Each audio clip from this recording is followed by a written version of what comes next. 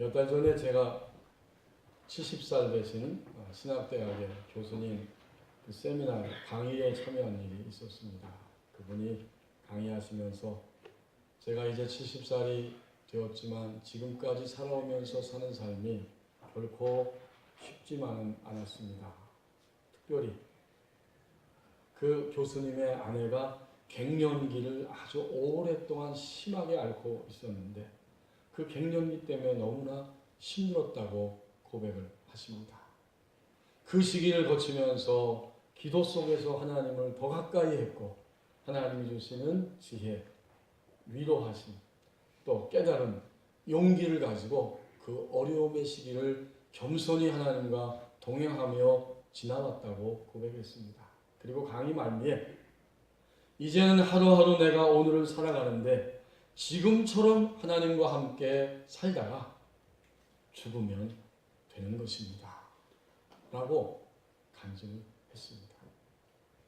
아마도 틀림없이 그 교수님은 자신의 인생 가운데서 죽음이 가까이 다가오고 있고 그렇게 멀지 않았다고 하는 사실을 직시하면서 살아가고 계실 겁니다.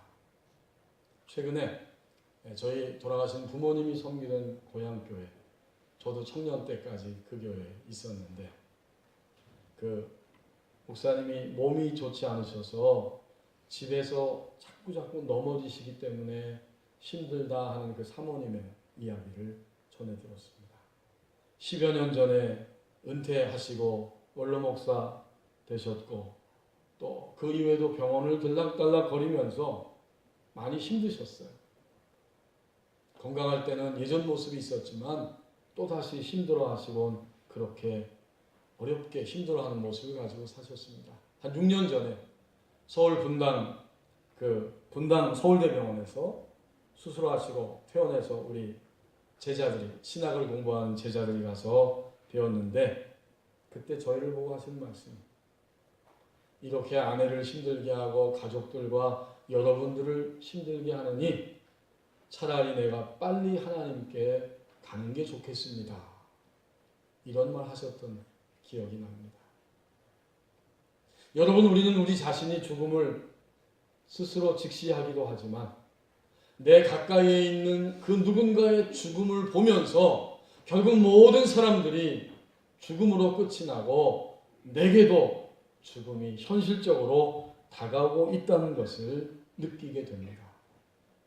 우리에게 주신 오늘 히브리서 2장 14절 15절 말씀을 보십시오. 죽음을 이기신 예수님이 계십니다.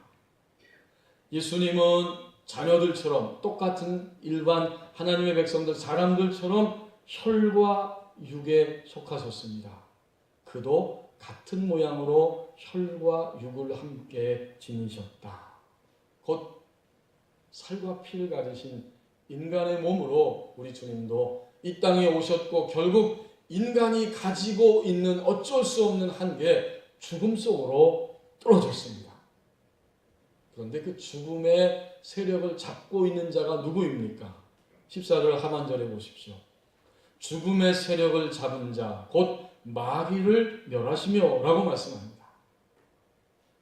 죽음의 세력을 잡고 있는 자가 누군가 보았더니 마귀입니다. 그렇다고 해서 마귀가 인간을 살리기도 하고 죽이기도 하는 자라 그런 의미는 절대 아닙니다.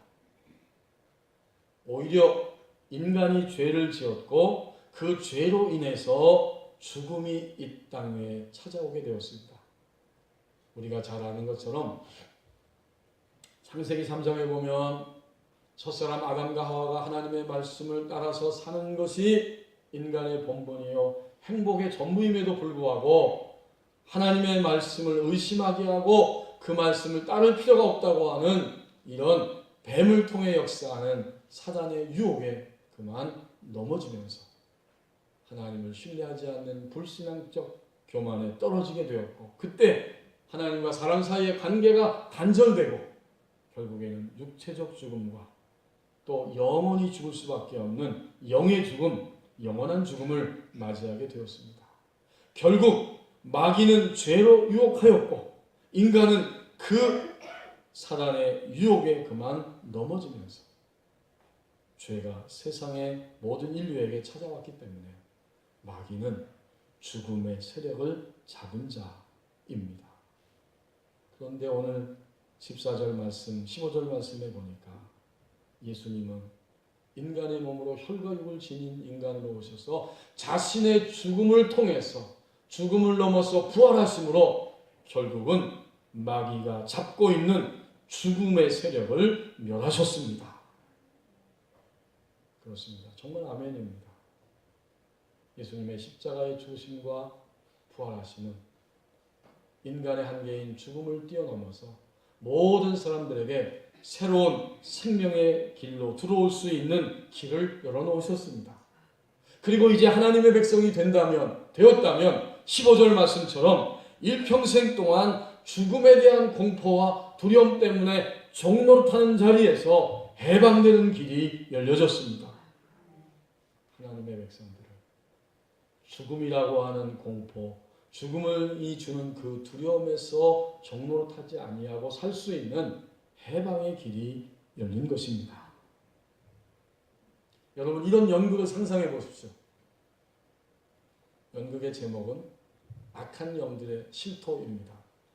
한 신실한 그리스도인이 믿음 생활하다가 악한 영을 대면하게 됐습니다. 그를 예수 그리스도의 이름으로 쫓아내면서 그를 추궁하고 하다가 질문했습니다. 너희들이 예수님을 유대인과 로마 권력을 통해서 죽였지? 우리가 죽였지. 그때 어땠어? 우리는 그날 함께 잔치를 벌이면서 우리 대장 마귀와 축제를 즐겼지. 다시 신실한 그리스도인이 질문하기를, 그런데 너희들도 아는 것처럼 예수님이 3일 만에 부활하셨잖아. 그때 너희는 또 어땠어? 잘 알면서 뭘 물어봐. 잔치는 깽판치고 엉망이 되었고 우리는 아주 무서웠어. 이렇게 악한 영들은 실토, 거짓 없이 사실대로 말할 수밖에 없었습니다. 죽음은 때때로 모든 사람들에게, 우리 그리스도인들에게도 염려의 대상이요 두려움의 대상으로 다가오지만 죽음을 이기신 예수님이 계십니다. 이제 16절 말씀 보십시오. 현재적으로 붙들어 주십니다. 이는 확실히 천사들을 붙들어 주려 하심이 아니다. 갑자기 천사 얘기가 나왔어요. 그 당시에 이 히브리서 서신을 받는 공동체, 그 당시의 사람들은 천사가 눈에 보이지도 않고 천사가 우리같이 육체도 없고 또 천사가 결혼해서 자녀를 출산하는 것도 아니고 천사가 영적인 하나님이 지으신 피조물임에도 불구하고 신비한 대상이었기 때문에 천사를 숭배하는 사상이 있었습니다. 그래서 이렇게 말씀하는 겁니다. 예수님이 인간의 몸으로 혈과 육을 가지신 인간의 몸으로 오신 것은 확실히 천사들을 붙들어 주려 하심이 아니다. 그러면 누구를 붙들어 주시려고요?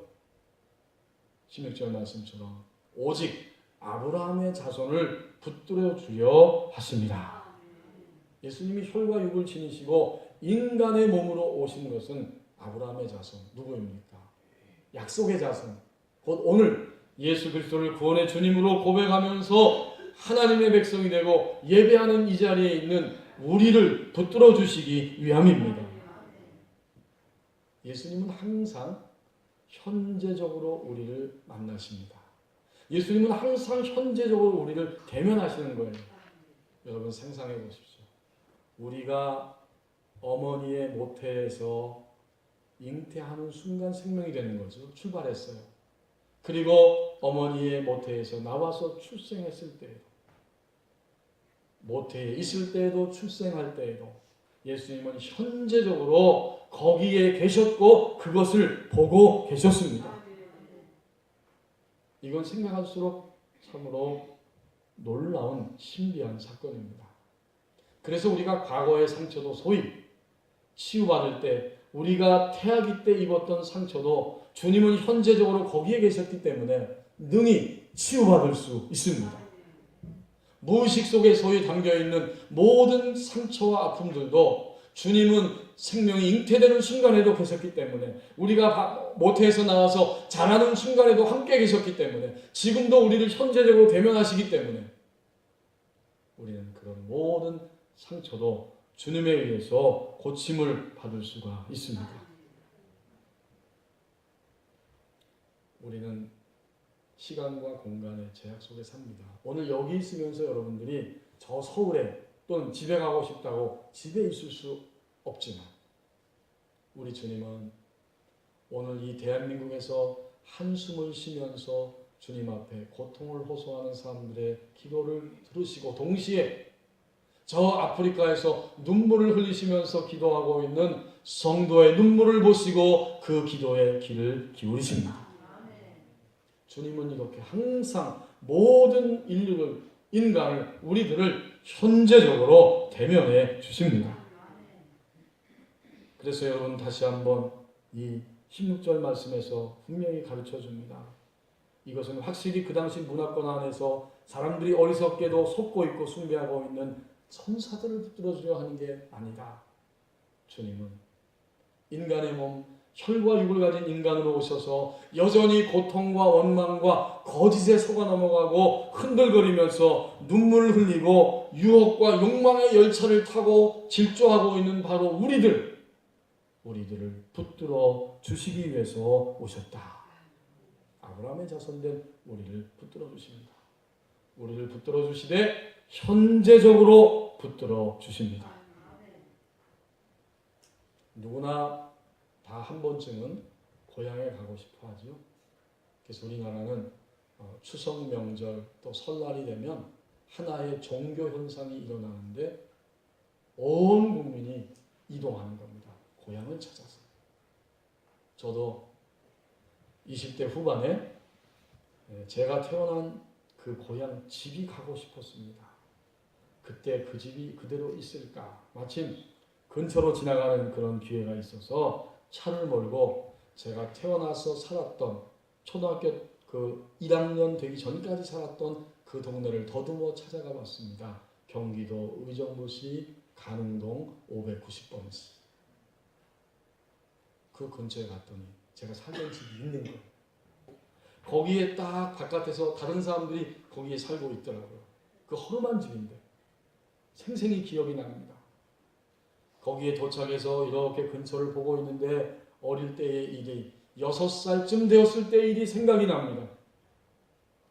그때 교회를 갔는데요. 어른 예배가 11시인데 제가 유치부 다닐 때 예배는 9시였어요. 근데 그 길이요, 그 6살짜리가 걸어가기엔 굉장히 먼 길이에요. 누나하고 형들하고 거의 지금 생각해도 1시간 가까이 걸어서 교회를 다녔어요. 그때는 뭐 다 차가 없던 시절이잖아요. 또 그렇게 걸어가는 것을 당연하다고 생각했어요. 그러니까 이 누나하고 형하고 손을 잡고 1시간 가까이 그냥 가서 유치부실에 들어가서 예배를 합니다. 겨울, 추운 겨울 크리스마스 때인데 예배를 드리고 나니까 선생님들이 제가 쓰고 갔던 검은색 모자가 있는데 귀신 없지 말라고 거기에다가 각종 종류의 사탕과 과자를 가득 담아가지고 주셨어요. 지금 우리 젊은 친구들은 그거 별거 아닌데 뭐 이럴 수도 있어요. 하지만 그때는 그게 최고였어요. 그 추운 겨울날 모자에다가 사탕하고 과자를 담아가지고 집에 와서 얼마나 맛있게 먹었는지 모릅니다. 여기 웃는 분들은 다 경험이 있으신 겁니다. 사탕 과자가 최고였어요. 그때는. 그 생각이 떠올랐어요. 그리고 이제 살던 집에 뒤쪽 길로 가면 조금 떨어져서 기차가 지나가는데 마치 지금도 기차가 웅 하고 지나가는 것 같아요. 옆에 산으로 갔습니다. 제가 평생 잊지 못할 산입니다. 6살쯤 되었을 때 진달래를 따기 위해서 형하고 누나하고 동산에 산에 올라갔어요. 그 산 꼭대기에도 진달래가 있지만 중간쯤 비탈 그 밑에 진달래가 예쁘게 펴 있어서 너무 어리고 미련하게도 그것만 바라보고 그냥 밑으로 쭉 내려갔는데 미끄러지면서 계속 밑으로 떨어지고 있습니다. 굉장히 그때 겁이 났어요. 그 짧은 시간이죠. 한참 떨어지는 것 같은데 제 오른손에 나무가 하나 탁 걸렸어요. 형하고 누나들이 큰일 났다 싶어서 동네에 가서 어른들한테 말씀을 드렸고 어른들이 오셔가지고 대롱대롱 매달려 있는 저를 무사히 구출해 줬습니다. 지금 보니까요 아직도 거기가 물이 깊어요. 그 6살짜리가 만약 그때 대롱대롱 매달렸다가 뚝 떨어졌으면 그 깊은 물에 쑥 들어가가지고 지금 이 자리에 있지도 않을 것입니다. 6살 때 그 위험한 순간에 나무가지에 걸리게 하고 대롱대롱 매달려 있는 이 6살짜리 소년 꼬마를 누가 구해 주셨을까? 제가 분명히 확신하기는 오늘 말씀처럼 아브라함의 자손된 저를 그때 현재적으로 주님이 붙들어 주셨습니다. 그런데 6살 때뿐 아니죠. 그 이후에도 오늘까지 살아가면서 주님은 현재적으로 우리의 삶을 붙들어 주셨습니다. 오늘 예배하는 여러분, 지금까지 살아온 나이들만큼, 연세만큼 사건과 모든 일 가운데 정말 이제는 더 이상 방법이 없다 했는데 상황도 또 모든 돌아가는 일들도 너무 고통스러워서 이제는 정말 가능성이 없겠다 했음에도 불구하고 하나님은 지금까지도 현재적으로 우리를 붙들어 주셨습니다. 제가 우리 교우들만 봐도 그래요. 목사님, 저 너무 힘들고 고통스러워서 너무 쓰라려서 견딜 수 없고요. 저 교회도 나오고 싶지 않습니다. 작년에 그 이야기를 하셨는데 올 초에도 또 하셨어요. 그런데 그분이 놀랍게도 지금도 교회 나오시고 지금도 살아계십니다. 작년에 죽을 줄 알았는데 안 돌아가셨어요. 올 초에도 안 돌아가셨어요. 그리고 오늘 예배하는 그러한 이 자리에도 그분이 계십니다. 여러분, 우리의 삶은 이렇습니다.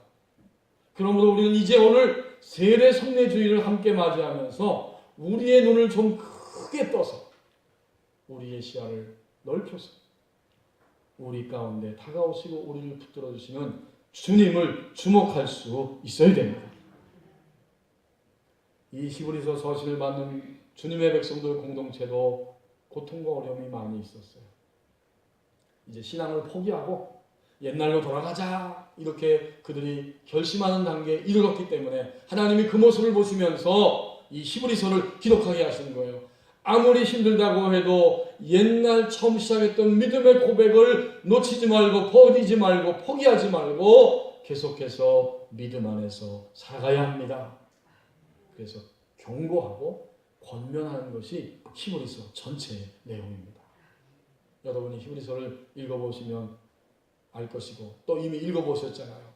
이 사람들은 너무나 답답하고 화가 나서 이제 더 이상 모일 필요가 없다. 남성교회 갈 필요 없고 여성교회 갈 필요 없고 소그룹 목장 갈 필요 없다. 그런 자들을 보면서 말씀하십니다. 모이기를 피하는 자들의 습관과 같이 하지 말고 오직 서로 권면해서 주님의 날이 가까울수록 더욱 그렇게 권면하여 모여야 합니다. 그 이야기가 그래서 나온 거예요. 또 다른 분들은 너무 피곤해서 손도 피곤하고 무릎도 피곤하고 너무 힘이 듭니다. 그래서 손과 발목과 무릎이 고통스러워서 견딜 수 없다고 이야기합니다. 또 다른 분들은 현재 박해를 받고 있지만 믿는 것 때문에 앞으로도 박해가 예상되므로 이제 더 이상 나는 믿음을 유지할 수 없습니다. 이런 마음을 가졌기 때문에 그 모든 박해를 견딘 믿음의 영웅들을 히브리서 11장에서 쭉 그려주고 있습니다. 이제 여러분, 우리는 지나온 삶 속에서 시간과 장소 속에서 우리의 삶을 돌이켜볼 때마다 현재적으로 우리를 붙들어 주셨던 주님의 손길을 분명히 깨달을 수 있습니다. 오늘 예배하면서 나는 더 이상 견딜 수 없습니다. 나는 더 이상 피곤해서 믿음의 길을 가지 않겠습니다. 혹시 이런 분들이 있으실지 모르겠습니다. 그분들을 향해 오늘 주님이 친히 말씀하십니다. 현재적으로 주님은 우리를 붙들어 주십니다. 이제 17절 말씀을 보십시오. 예수님처럼 중보자의 삶을 살아간다고 말씀합니다. 예수님이 범사의 모든 일에 사람들과 같이 형제들과 같이 인간이 되신 것이 마땅하다. 그래야만 하나님의 일에 있어서 자비하고 신실한 대제사장의 그 사명을 감당하면서 백성의 죄를 속량할 수 있기 때문이다. 예수님이 마땅히 인간이 되셔야 했다라고 설명하면서 예수님이 하신 일을 구체적으로 대제사장이라고 말씀해주고 있습니다. 이것은 다르게 표현하면 중보자의 사명을 감당하신 거예요. 중보는 사람과 사람 사이에 서서 중간에서 일을 주선하는 사람이 중보하는 사람이에요. 그러니까 예수님은 하나님과 인간 사이를 연결시키는 중보자의 삶을 사신 겁니다. 왜 그랬을까요? 인간이 죄를 지음으로 거룩하신 하나님 앞에 갈 수가 없습니다. 마땅히 죽어야 합니다. 갈 수 없어요. 하지만 하나님은 사랑의 하나님이시기 때문에 인간을 살려야 합니다. 하나님과 인간 사이에 단절된 이 간격을 연결하기 위해서 예수님은 인간의 몸으로 오셔서 십자가에 죽으시고 부활하심으로 다시 사람들을 하나님의 사랑으로 다가올 수 있도록 회복시켜 주셨습니다. 이것이 바로 중보자이신 예수님의 모습이요. 오늘 17절에서는 대제사장이 되어서 백성의 죄를 속량하려 하심이라고 설명하고 있습니다. 예수님이 중보자가 되신 것을 볼 때 이제 모든 우리 그리스도인들은 마땅히 시간이 가고 믿음이 새로워질 때 예수님처럼 중보자의 삶을 살아가게 될 것입니다. 그런데 여러분 오늘 17절을 보면 예수님이 이 중보자의 삶을 살아가시는 이 모습을 두 가지 면으로 구체적으로 보여주시고 있습니다. 어떤 대제사장이 되셨는가? 하나님의 일에 17절 중반절에 보면 하나님의 일에, 이건 인간을 구원하는 일이죠. 자비하고 신실한 대제사장이 되셨다. 자비하고 신실한 대제사장이 되셔서 백성들을 죄에서 속량해 주셨다는 말씀이죠. 예수님의 이 중보자의 모습, 그것은 예수님의 십자가 지심을 통해 나타나는데 첫 번째로 인간을 향해서는 자비하심입니다. 사람들을 향해서는 끊임없이 자비하신 거예요. 예수님이 인간의 한계를 경험하셨잖아요. 오셔서 제자들을 통해서도 인간이 얼마나 거짓말하고 배반하고 연약한 존재인가를 끊임없이 경험하시면서 그럼에도 불구하고 제자들을 친절과 용납하심으로 대해주셨고 마침내 예수님의 이 친절함과 용납함의 극치가 바로 십자가 지심에서 나타납니다. 사람들을 용납하고 그들을 긍휼히 여기는 그 자비하심의 극치는 바로 십자가입니다. 그래서 이제 예수 믿는 우리들을 향해서 말씀해 주시는 거예요. 너희들이 인생을 살면서 사람이 사람을 대할 때에는 어떻게 대해야 되느냐? 용납과 긍휼함으로 대해야 한다. 이것이 바로 이 17절에서 나타나고 있는 대제사장 되신 예수님의 인간을 대하는 모습입니다. 이 자비는 곧 용납, 이 자비는 곧 긍휼히 여김입니다. 이게 바로 자비하심이에요. 요즘도 여러분 길거리 가다 보면 동물들이 죽어 있잖아요. 큰 동물만 죽어 있는 게 아니라 엊그저께도 조그마한 동물, 아마 제 요 팔목에서 요 중간쯤 되는 요런 크기의 동물이 도로에 하나 쓰러져 죽어 있더라고요. 그런데 모든 운전자들은 한결같이 그것을 밟고 지나가는 것이 아니라 어떡하든지 피해서 지나가려고 애를 씁니다. 그걸 보면 아직은 사람들의 마음에 긍휼히 여기는 마음, 그 용납하는 긍휼의 마음이 있다는 사실을 발견합니다. 여러분이 주택가에서 운전할 때도 요새는 시도 때도 없이 고양이가 출연합니다. 저 양지빌라에도 고양이가 차를 몰고 나오면 어디서 툭 튀어나와요. 그러면 운전자들은 어떡하지? 그 고양이는 차를 잘 의식하지 못해요. 차를 향해 달려오고 차가 지나가는데도 그 앞에 가만히 서 있습니다. 그러면 얼굴을 이렇게 내밀고 고양이를 어떻게 하든지 피하려고 애를 써서 피해 지나갑니다. 뭐 저만 그런 게 아니라 여러분들도 다 그러실 거예요. 아직도 사람의 마음에는 사람과 동물을 긍휼히 여기는, 불쌍히 여기는 이런 마음이 있습니다. 자, 그런데 동물한테는 잘 되는데 사람들한테는 그게 잘 되지를 않습니다.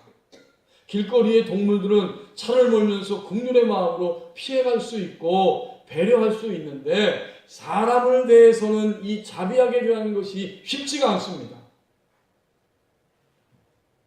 나에게 상처를 줬고 나하고 너무 맞지 않고 또 나를 괴롭게 하면서도 그것이 악이라는 사실을 깨닫지도 못하고 있고 그렇게 악하게 나를 때리고 공격할 때 그것이 바로 사단과 악한 영의 손에 휘둘리는 거라고 하는 사실도 모르고 여전히 자기의 실체를 모르고 그냥 그 모습 그대로 꿋꿋하게 행동하고 있는 그 사람을 볼 때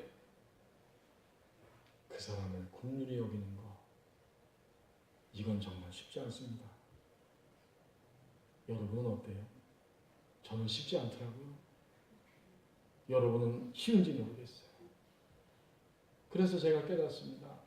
동물은 이렇게 잘 배려하고 피하면서 사람은 왜 이렇게 안 될까? 그런데 오늘 17절 말씀을 다시 한번 보십시오. 중보자로 오신 인간의 몸으로 오신 예수님만이 우리의 희망입니다. 예수님은 자비하심, 용납과 친절과 긍휼의 마음으로 인간을 대하셨고 이제 예수 믿는 우리들에게는 예수님과 같은 사랑과 능력을 부어주셔서 예수님처럼 감당하게 하십니다. 곧 인간이신 예수님이 그렇게 하셨기 때문에 너희들도 그렇게 할 수 있음을 보여주셨습니다. 이것이 곧 예수님 우리에게 주신 희망이에요. 두 번째로 이 대제사장의 중보적 삶을 우리 주님은 하나님을 향해서는 어떻게 살아가셨다고요? 신실한 대제사장이 되었다. 이 신실하다는 말은 곧 충성되다고 하는 거예요. 변함이 없는 겁니다. 우리 주님은 정말 신실하셨어요. 사람들이 오해를 하고 사탄이 방해를 하고 십자가를 지지 말라고 이야기하고 하나님이 가라고 하는 방향으로 가지 말도록 요구하고 끊임없이 유혹했지만 신실하신 주님은 한결같이 십자가 지시는 그 길을 향해서 충성되게 하나님의 원하심을 이루어 드렸습니다. 여러분 신실하다는 건 이거예요. 하나님의 원하심을 그대로 이루어 드리는 생활입니다. 그게 신실한 거예요. 그리스도인들. 어떻게 그런 신실함이 가능했을까요? 우리 주님은 하나님과의 교제 속에 있었기 때문에 신실할 수 있었어요.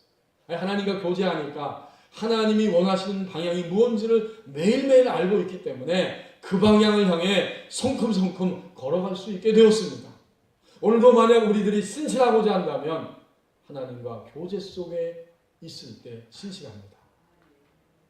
우리가 봉사하고 섬기는 거 중요하지만 그 모든 것 이전에 하나님과 교제 속에 있어야 하고 그때 하나님께서 어떤 방향으로 우리의 섬김과 봉사가 나타나야 하는지를 알려주십니다. 그리고 나서 우리는 그 길을 향해 걸어갈 때 바로 그것이 하나님 앞에서 하나님을 향한 우리의 신실함입니다.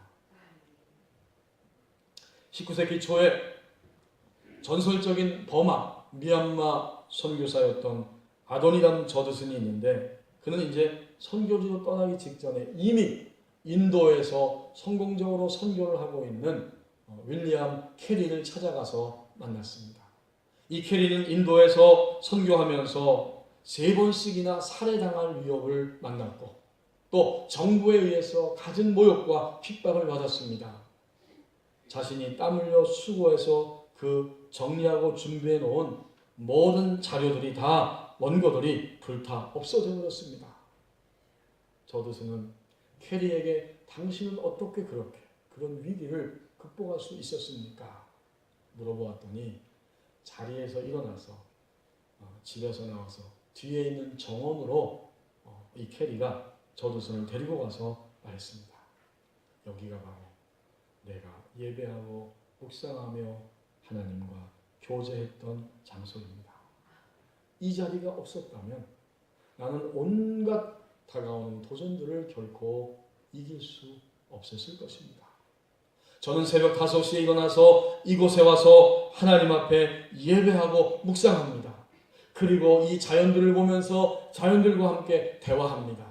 6시에 집에 가서 밥을 먹고 하루의 일과를 마치고 다시 집에 돌아오면 저녁을 먹은 다음에 성경책을 들고 다시 이 자리에 옵니다.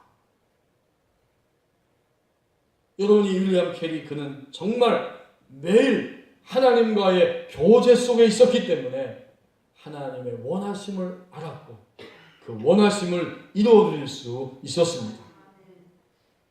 자비하고 신실한 대제사장 예수님처럼 중보자의 삶을 살아간다고 말씀합니다. 이제 마지막 18절 말씀을 함께 보시겠습니다. 강한 믿음의 용사로 세워진다고 말씀합니다. 예수님이 18절에 보면 시험을 받았습니다. 우리와 똑같이 시험 받으셨어요. 그렇기 때문에 예수님은 시험 받는 자들을 능히 도우실 수 있는 분이라고 말씀합니다. 예수님 우리처럼 굶주리시고 피곤하셔서 배에서 주무셨고 또 제자들과 그 바리새인들과 서기관들에 의해서 공격을 받았고 제자들의 배신을 경험했습니다. 가지가지의 슬픔과 상처와 아픔을 우리 주님은 경험하셨어요. 인간이 경험하는 모든 시험거리들을 다 경험하신 것입니다. 예수님의 이 시험은 곧 시련이고 유혹입니다. 여러분 성경은 시련과 유혹을 구분하고 있잖아요. 시련은 우리를 테스트해서 강하게 연단하시는 하나님의 손길이요. 유혹은 그야말로 우리의 육신적 욕망 때문에 유혹을 받는 겁니다. 주님은 인간의 이 모든 것들을 다 당하셨어요. 물론 예수님은 시험은 당하셨지만 우리와 같이 죄는 짓지 않으셨습니다. 그래서 주님은 혈과 육으로 육체로 시험 당하셨기 때문에 우리를 능히 도우실 수 있는 분이 되었다고 오늘 18절에서 말씀합니다. 어떤 분이 이렇게 이야기하는 것을 제가 책에서 읽었습니다. 5 남매 중에 저는 셋째 딸로 태어났는데 어릴 때부터 항상 사랑이 고팠습니다. 늘 허기진 것처럼 사랑이 그리웠는데 저보다는 제 언니가 훨씬 더 부모님과 사람들에 의해서 사랑을 받으면서 살아갔습니다. 그래서 언니에 대한 원망의 마음이 가득 차 있습니다. 언니와 1살 차이밖에 안 되는데 쌍둥이처럼 그렇게 지내고 있었어요. 자기는 수줍고 또 나서지도 못하지만 언니는 적극적이고 활달하고 모든 면에 있어서 못하는 것이 없어요. 공부도 잘하고 여러 가지 면에 재능이 있어서 항상 사람들이 좋아하고 사랑해주는 대상이었습니다. 언니가 부럽기도 하고 또 한편에서는 언니에 대한 그 질투심이 성장기 내내 그의 가슴을 쳤다고 고백합니다.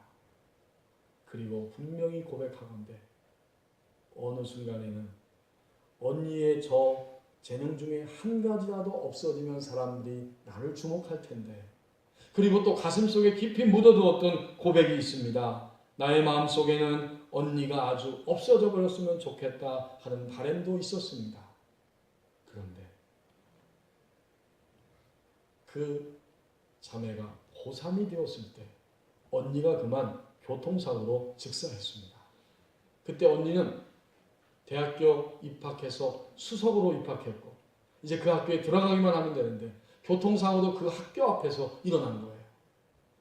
그날 이후로 이 자매는 언니에 대한 죄책감을 이길 수가 없습니다. 내가 그렇게 생각하고 있었기 때문에 그 일이 일어났다. 웃을 수도 없고 슬퍼할 수도 없고 정말 삶이 너무나 힘들었다 그래요. 당연히 그랬지요. 그래서 모든 가족들의 반대를 무릅쓰고 그는 의과대학에 진학을 했고 의과대학 중에서도 정신과를 전공하게 되었다고 고백합니다. 내가 그것을 전공해서 나의 의식세계를 좀 파헤치고 사람들을 도와주면 언니에 대한 죄책감에서 벗어날 수 있지 않을까. 그래서 의대 진학하고 정신과를 선택했다는 거예요. 바로 이분이 수많은 이야기 또 책으로 사람들에게 감동을 주고 도와주고 있는 정신과 의사인 김혜남 교수입니다. 이제 그는 그 죄책감 때문에 자신의 진로를 그렇게 바꾼 것입니다. 그리고 마지막 또 한 가지를 고백합니다. 내가 가난한 남자와 결혼하게 만든 주된 원인 중에 하나가 바로 언니에 대한 죄책감이었다. 물론 나는 사랑을 표현할 줄 몰라서 짝사랑만 하고 있는데 나의 짝사랑을 도와주려는 그 남자 동기가 애를 쓰다가 그를 좋아하게 되었고 그래서 사랑하고 결혼하였지만 그럼에도 불구하고 내가 가난한 남자와 결혼해서 헌신하고 희생하면 죄책감을 조금이나마 덜 수 있지 않을까 생각했던 것은 분명하다. 아니, 언니의 죽음에 대한 죄책감이 있었기에 나는 주저하지 않고 그를 택할 수 있었다. 이렇게 이야기합니다. 도저히 평생 동안 지워버릴 수 없는 그 사건 앞에서 그는 완전히 자포자기하고 넘어질 수도 있었지만 한 걸음 한 걸음 앞을 내다보면서 전진하는 과정을 통해서 자기도 살고 수많은 사람들을 자신에게 주어진 재능으로 도와주는 자리에 설 수가 있었습니다. 여러분 오늘 18절 말씀을 다시 한번 보십시오. 인간의 몸으로 오신 예수님이 시험을 받아서 고난을 당하셨기 때문에 그 과정을 통과하셨기 때문에 마침내 시험받는 연약한 우리들을 능히 도우실 수 있느니라. 능히 도우실 수 있다 이 말은 그는 도우러 오실 수 있다. 언제든지 도우실 수 있다. 이런 뜻입니다. 주님은 과정을 거치셨고 그 과정을 넘어서서 또 다른 모든 인간을 능히 시험에서 건져주시는 주님으로 우리 가운데 찾아오십니다. 여러분 우리가 정말 주님의 모습을 보고 주님을 따라갈 때 우리도 강한 믿음의 용사로 세워지는 겁니다. 하나님은 우리를 향해서 계획하시되 우리가 모든 과정 시험의 과정을 통과하고 넘어서면서 마침내 강한 믿음의 용사로 세워져서 우리의 주변에 있는 연약한 자들을 또다시 도울 수 있는 그 자리까지 가도록 우리의 삶을 계획하시고 이끌어 가십니다. 1930년대 프로펠러 단발기를 몰고 대서양을 횡단했던 린드버그 대위가 있습니다. 모든 사람들에게 영웅이 됐습니다. 그가 이제 어느 날 그 세계가 주목하는 가운데 파리를 방문했는데 수십만 명의 인파가 몰려들어서 그를 향해서 찬사를 보내고 있습니다.